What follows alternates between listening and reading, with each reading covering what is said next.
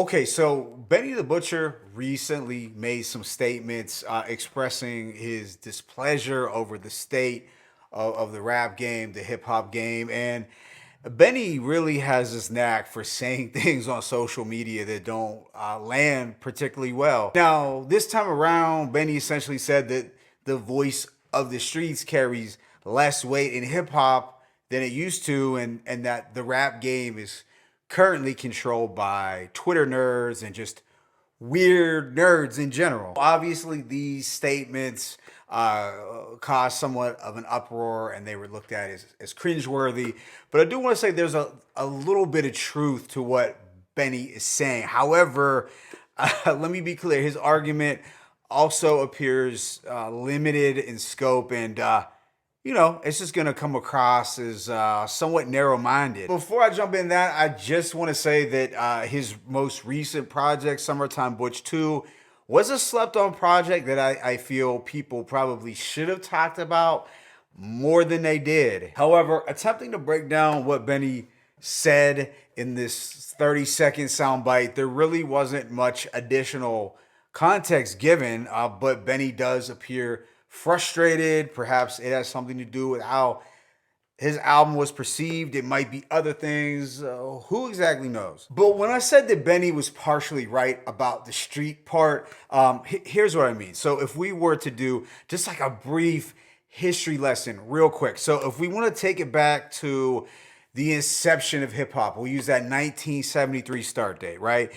Hip hop, it arose from the streets, not from the suburbs, not from the rural countryside. So intrinsically, hip hop is tied to the streets. If we're talking about fashion, if we're talking about the four elements of hip hop, the graffiti artist, the b-boy, the DJ, and the MC, this whole umbrella known as hip hop, it all emerged from the streets. That being said, though, I got to make it clear that that didn't mean that participants in hip hop had to be doing something illegal. This also didn't mean that early hip hop artists talked about street related things either, or that they were street individuals themselves. I feel that Dope Boy, voice of the streets talk that Benny's referring to, it came much later. Because you have to remember, in the beginning, in the 70s and early 80s, there was still very much that party element to hip hop. The focus was on saying something fly and moving the crowd. Of course, there was that consciousness component too. As time evolved and we get closer to the late 80s, rappers would begin to talk about street themes a little more often or more directly. You had artists like Schoolie D, Ice-T, G-Rap, NWA, and even to a lesser degree, Rakim and KRS, even though they were still more on the conscious side of things. But getting back to Benny the Butcher, it seems like he's probably basing his framework, this idea of the street standard, he's basing it off a lot of, mid to late 90s lyrical street rap, and also that 2000s trap scene. It is pretty clear that Jay-Z is one of Benny's idols, so consequently, I think he views like Jay-Z's playbook as the standard for how hip-hop should be run to this day. The whole idea of Jay-Z allegedly coming into the rap game 100 grand strong off of street money, and the stories of how Hov would go into radio stations and hand them a bag full of rubber banded money to get his records played. That's what Benny's talking about. That's like the ultimate mindset for him. And look, I'm of that generation as well, so that history does resonate a little bit with me also, but that's just one view of it. I mean, hip hop is so vast at this point. I mean, that's definitely a credible view then. I'd also say that the energy of bigger hip hop artists in the 90s, it was mostly street energy. I mean, think of Biggie, think of the Lox. I mean, they made an album, We Are the Streets. DMX, also someone Benny holds in high regards. Wu-Tang, I mean, that was essentially the main inspiration for Griselda.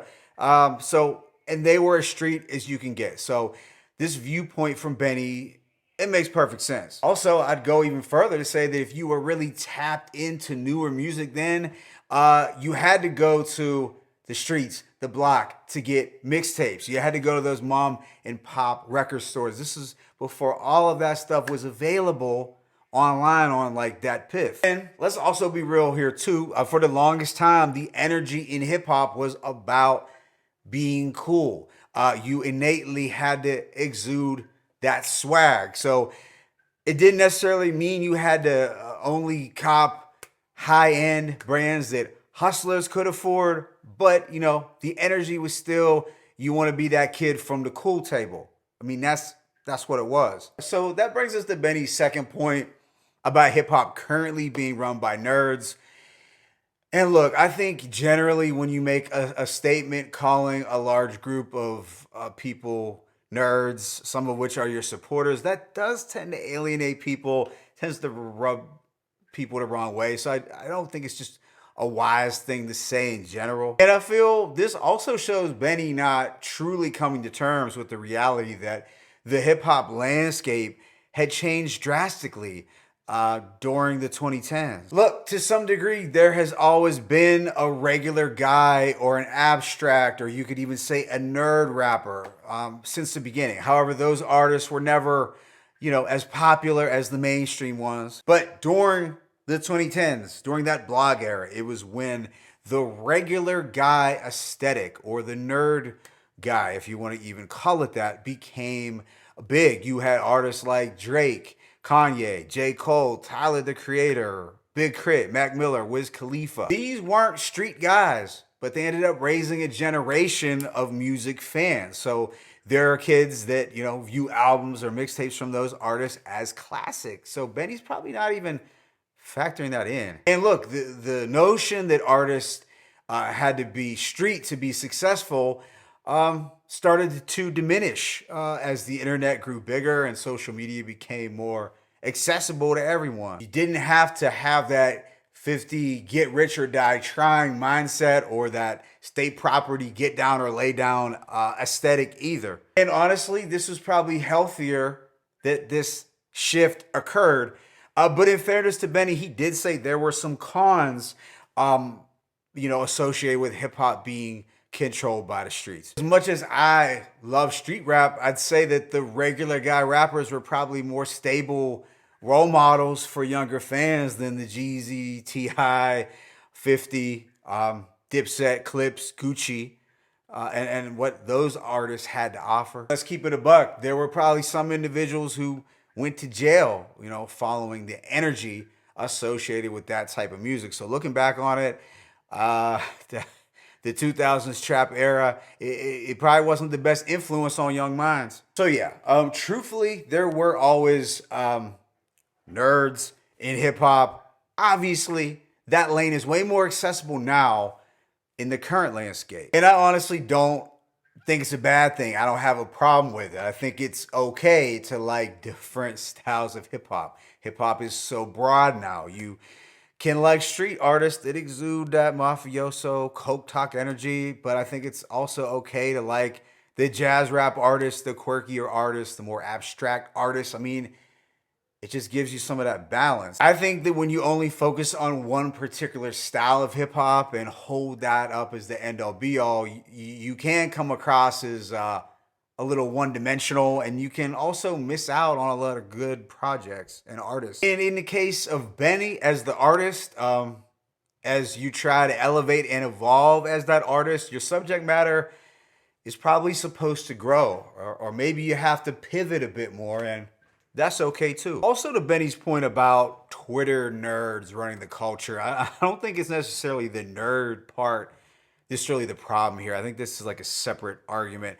It seems to be more so the problem would be with larger platforms who are run by people who just really don't know hip hop or understand hip hop. I think that's a little more problematic than the person just being a nerd. Maybe these platforms are run by younger people who just haven't taken the time to do the knowledge, or they don't really have the context for reviewing or reacting to music critically. And when rating albums, they're quick to say something's either classic or it's trash. And I think this is also part of a larger problem of just stan culture in general dominating music critiques. As a result of this, there's less room for nuance or really thoughtful takes, because it's all about having this hyperbolic classic or trash thing for the algorithm. So wrapping this up, Benny, he's frustrated right now. He's partially right, but he's also operating on an old, outdated playbook and sounding a bit bitter in the process. As much as I rock with Benny, yeah, he's sounding a little bitter. But let me know your thoughts. It's your boy Mixtape Muff. I'm signing out. It's peace and blessings.